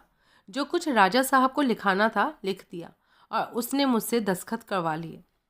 शाम 5 बजे मुझे कोट लखपत जेल भेजा गया। जेल की ड्योढ़ी में मुझे डिप्टी दरोगा सैयद काजमी ने रिसीव किया। राजा साहब ने मेरी बाबत सब कुछ बतला दिया था। वो मुझे फांसी की कोठरियों में ले गया, जहाँ लगभग 13 हिंदुस्तानी कैदी थे। मुझे भी बंद कर दिया गया। सबसे पहले मुझे भारतीय कैदी सोहन लाल मिला। ये आदमपुर का रहने वाला था और 14 साल की सज़ा काट रहा था। उसके बाद चनन सिंह, भुल्लर, यूनुस मसीह, जैकब मसीह, गुलजार सिंह आदि दूसरे हिंदुस्तानी कैदी थे। उन्होंने मुझे गले लगा लिया। मेरा हुलिया बिल्कुल ब्राह्मणों वाला था। घुटा हुआ सर, लंबी चोटी, माथे पर हल्दी का तिलक और गले में माला। पंडितों की तरह मैंने धोती बांध रखी थी। कमीज़ पहननी छोड़ी हुई थी, जबकि सर्दियों के दिन थे। उनसे मालूम हुआ कि वहीं करीब 12 नंबर बैरक में अमरीक सिंह भी कैद है। सोहन लाल और चनन सिंह को भी अमरीक सिंह ने ही गिरफ्तार करवाया था। उन्होंने बतलाया कि अमरीक सिंह शिव कुमार उर्फ टेडी के साथ जब मुझे पकड़वाने के बाद फिर पाकिस्तान आया तो ये दोनों पाकिस्तान की इंटेलिजेंस यूनिट 595 FIA लाहौर, जिसने मुझको गिरफ्तार कर लिया था, कि मेजर एजाज मकसूद के पास ठहरे। उस रात जब उनको मेजर मकसूद से पैसा मिला तो ये आपस में जुआ खेलने बैठ गए, जिसमें टेडी सब कुछ हार गया, यहाँ तक कि अपने हाथों की अंगूठियाँ भी। टेडी ने अमरीक सिंह से उधार मांगा तो उसने इनकार कर दिया। इस पर टेडी ने एक चाल चली। 596 FI के कुछ कागज़ निकाले। अमरीक सिंह ने जो अफीम भारत स्मगलिंग करने के लिए रखी हुई थी उसके बीच दबा दिया। फिर मेजर एजाज से कहा कि अमरीक सिंह पाकिस्तान को धोखा दे रहा है, यकीन ना हो तो उसकी अफीम की तलाशी ली जाए, उससे ज़रूर कुछ निकलेगा। मैंने उसे छुपाते हुए देखा है। अमरीक सिंह सोया हुआ था। मेजर एजाज ने उसे उठाया और कहा, चलो तुम्हें सरहद पार करवाऊँ। चलने से पहले जब उसकी अफीम की चेकअप की गई तो उसमें सीक्रेट पेपर्स थे। अमरीक सिंह के होश उड़ गए। उसको वहीं से मारते हुए गाड़ी में बिठाकर शाही किले वालों के हवाले कर दिया, जहां उसकी तकरीबन 1 साल तफ्तीश होती रही। शिव कुमार उर्फ टेडी जब अमरीक सिंह को गिरफ्तार कराकर लौट रहा था तो उसके साथ उसका एक और स्मगलर दोस्त महेंद्र भी था। शिव कुमार के पास काफ़ी पैसा था। यह अमरीक सिंह से छीन कर मेजर एजाज ने उसे दिया था। इनाम के तौर पर अमरीक सिंह की 1 मन अफीम भी दी थी। जब महेंद्र और शिव कुमार उर्फ टेडी भारत की सीमा पर पहुंचे तो महेंद्र ने लालच में आकर शिव को गोली मारकर दरिया में बहा दिया। ये बातें शिव और अमरीक सिंह के एक और साथी बलबीर सिंह से मालूम हुई, जो आजकल पाकिस्तान में नज़रबंद था। इस तरह कुदरत ने देशद्रोहियों के साथ इंसाफ कर दिया था। अमरीक सिंह बहुत बुरी हालत में 12 नंबर बैरक में दिन गुजार रहा था। उसकी हालत बिल्कुल पागलों जैसी थी। हिंदुस्तानियों से मुंह नहीं लगाते थे और पाकिस्तानियों से गद्दार समझते थे। वो कहते थे, जो अपने देश का नहीं हो सका तो हमारा कैसे हो सकता है। वो सब की नज़रों का शिकार था। उसको बेड़ियां लगी हुई थी। आराम परस्त इंसान को जब काम करना पड़ जाता है तो वो उसके लिए मौत ही है। वो पागलों की तरह जेल के अधिकारियों से लड़ता, मैं तुम्हारा वफादार रहा हूँ, तुम्हें मुझसे ऐसा सलूक नहीं करना चाहिए। जिस पर जेल वाले आकर उसके पीटते और कहते, तुम वफादार होते तो कभी जेल में ना आते, और हिंदुस्तान वालों को तो ही तुम बेवकूफ़ बना सकते हो, हमको नहीं। नज़रबंद हिंदुस्तानी कैदियों की चाय खट्टी बना करती थी। 12 नंबर बैरक में एक बार सोहन लाल के साथ मैं चाय लेने गया तो सोहन लाल ने मुझे इशारा करके बतलाया कि तुम्हारा यार अमरीक सिंह बैठा है। मैं उसे पहचान नहीं पाया। बड़ी हुई दाढ़ी, झुर्रीदार चेहरा, पहलवानों वाला जिस्म ढल गया था। वो मरे मरे हाथों से बान बट रहा था। उबलता हुआ चाय का पतीला मैं उठाकर चलने लगा। उसने मुझे सलाम किया। एक बार जी में आया कि उबलती हुई चाय उसके ऊपर गिरा दूं। फिर सोचा, कुदरत जिसे सज़ा दे उसे इंसान को सज़ा देने का क्या हक है। क्यों ना कुदरत का तमाशा देखूं। हमारी बैरक उसकी बैरक के पीछे पड़ती थी और कई बार हमें अमरीक सिंह की चीखें सुनने को मिलती। मशक्क़त उससे होती नहीं थी, इसलिए मार पड़ती थी। एक बार एक